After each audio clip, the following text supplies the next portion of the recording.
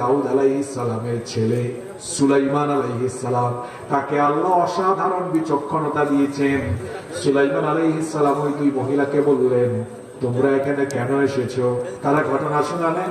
সুলাইমান আলাইহিস সালাম বললেন, বিচারটা তো আমার পছন্দ হয় নাই, এই বিচারের সানি আমি আবার করি, তোমরা দুইজন কি রাজি আছো নাকি? দুইজন বলল হ্যাঁ। তখন সুলাইমান আলাইহিস সালাম বললেন, একটা চাকু নিয়ে আসো, একটা ছুরি নিয়ে আসো। দুই মহিলা তখন বললেন, ছুরি কেন আনার কথা বললেন? তিনি বললেন, তোমরা দুইজনই যেহেতু দাবি করছো এটা তোমার সন্তান, সন্তান তো একটা দাবি করতেছো দুইজন, তা আমি একটু ইনসাফ করি, ন্যায় বিচার করে দেই। আমি ছুরি দিয়ে বাচ্চাটাকে দুই টুকরা করে দুইজনকে সমান সমান করে দুই টুকরা দিয়ে দিই, ইনসাফ হবে। এখন বলেন তো, যে মহিলার সন্তান, ওই মহিলা কি কোনোদিন চাইবে নাকি তার সন্তানকে চোখের সামনে কাটা হোক? কথা বলছেন না কেন?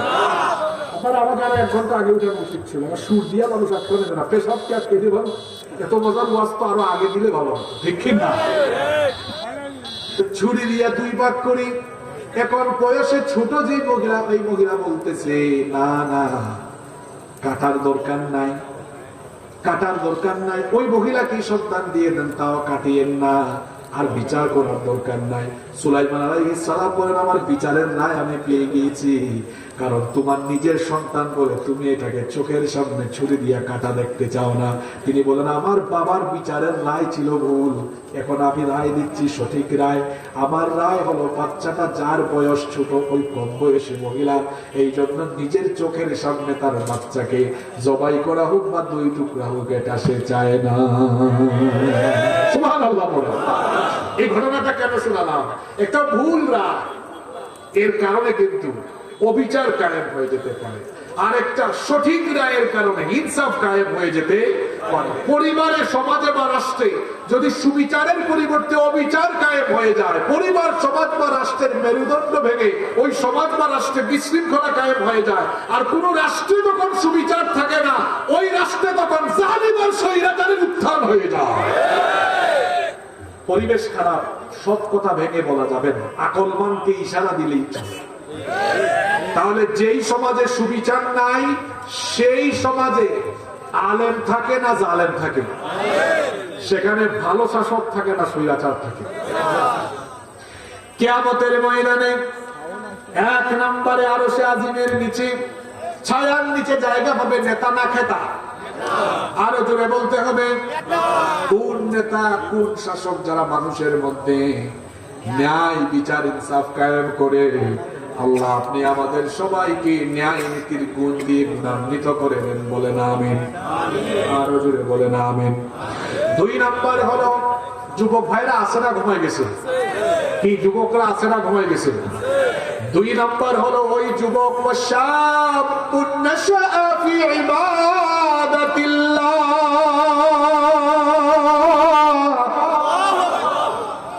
ওই যুবকেরা যারা তাদের যৌবনকাল, যৌবনের বয়স আল্লাহর ইবাদতে কাটায়, যৌবনকালে যারা লম্বা চুল রেখে স্টাইল করে না, তামাশা করে যৌবন কাটায় না, ডিজে স্টাইলে বাইক চালায়, রং তামাশা করে যারা যৌবন চালায় না, যৌবন বয়সে যারা মেয়েদের ফিতনায় পড়ে টিকটক করে কিংবা অশ্লীলতা বেহায়াপনার সাগরে ডুব দিয়ে যৌবন কাটায় না, বরং তার যৌবনকাল আল্লাহর ইবাদতে, যৌবনকাল আল্লাহর নগত্যে কাটায়, ওই যুবককে কিয়ামতের দিন আরশে আজিমের ছায়ার নিচে যিনি জায়গা দিবেন, জোরে বলতে হবে তিনি কি?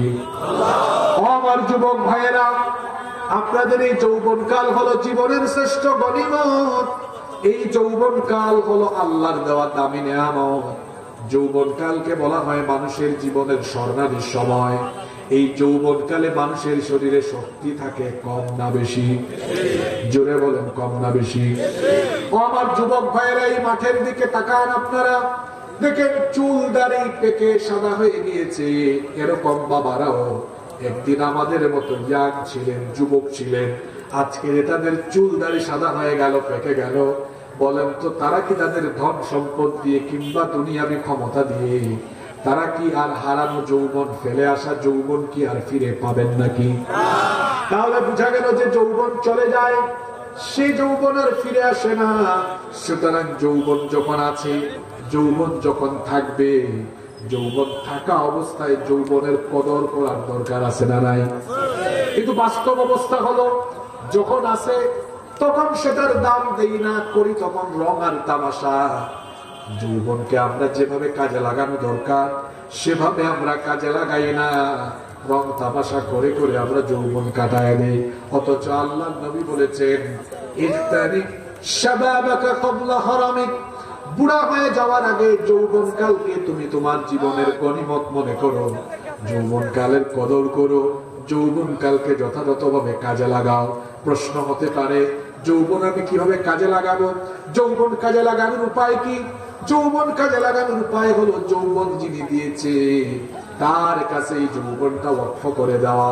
গলার আওয়াজ বড় করে সবাই বলেন তো, আমাদের যৌবন যিনি দান করেছেন তিনি কি? হ্যাঁ যুবক ভাইরা, keep in your mind, youth is not a gift given by your leader. যে নেতা খেতার সামনে পিছনে চামচামি করে করে গলার আওয়াজ তুমি ব্যয় করো, যে নেতাদের সামনে পিছনে ডানে বামে তুমি পাহারাদারের মতো ঘুরঘুর করো, যৌবন তোমার নেতার দেওয়া গিফট নয়, যৌবন আল্লাহর দেওয়া গিফট। তুমি ব্যাককলের মতো বেকুবের মতো এই বেনামাজি ঘুষখোর সুদখোর মাস্তান গুন্ডা নেতা খেতার জন্য তোমার যৌবন তুমি বিলীন করে দিয়েছো। তুমি ঘুরের মধ্যে আছো, অন্ধকারে আছো তুমি, তোমাকে আলোর কথা শোনাচ্ছি। এই সব রং তামাশা বন্ধ করো, ফুটুং ফাটুং বন্ধ করো। যৌবনের বয়সে রং তামাশা না করে ভোরবেলা সূর্য ওঠার আগে মুয়াজ্জিন যখন বলে হাইয়া আলাস সালাহ হাইয়া আলাল ফালাহ, মুয়াজ্জিন যখন আপনাকে শোনায় আসসালাতু খায়রুম মিনান নাওম, ঘুমের চেয়ে নামাজ উত্তম, তখন আপনি আল্লাহর আহ্বানে সাড়া দিয়ে দিনের শুরুতে আল্লাহকে একটা সাজদা দেন, ফজরের নামাজে চলে আসেন, আবার জোহর আজান হবে জোহরে চলে আসেন, আসর মাগরিব এশা 5 ওয়াক্ত আল্লাহকে সাজদা দিয়ে আল্লাহকে জানায়া দেন, আল্লাহ দেখো দেখো আমার যৌবন কাল কারো গোলামি করে আমি কাটাচ্ছি না, যৌবন কালে প্রতিটা দিন আমি 5 বার এসে গোলামি করছি কার? আস্তে বলবেন না, জোরে বলেন কার? কোরআনে কারীমের তেলাওয়াত করেন, আল্লাহর প্রতিটি বিধান জীবনে মেনে চলেন, গোটা যৌবন কাল আল্লাহর ইবাদত আনুগত্য করে যদি কাটাতে পারে, আল্লাহ তাআলা বলেন ও যুবক শোনো, কিয়ামতের ময়দানে তুমি যখন হাজির হবে, যখন সবাই পেরেশান থাকবে, যখন সবাই পেরেশান হয়ে দিক বিদিক ছুটাছুটি করবে একটু রহমতের আশায়, একটু দয়ার আশায়, একটু প্রশান্তির আশায়, ঠিক সেই দিনে তোমার মতো ইবাদত গুজার আল্লাহমুখী যুবককে আমি আমার আরশে আজিমের ছায়ার নিচে জায়গা করে দিব।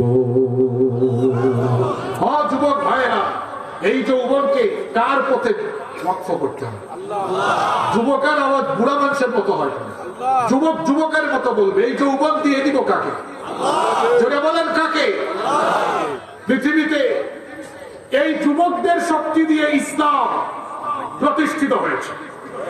আল্লাহর নবী যখন দ্বীনের দাওয়াত আরম্ভ করেছেন, ইসলামকে শক্তিশালীকরণে, ইসলামকে প্রতিষ্ঠাকরণে যুবকরা তাদের শরীরে রক্ত দিয়েছে, জীবন দিয়েছে, শাহাদাতের নজরানা পেশ করেছে।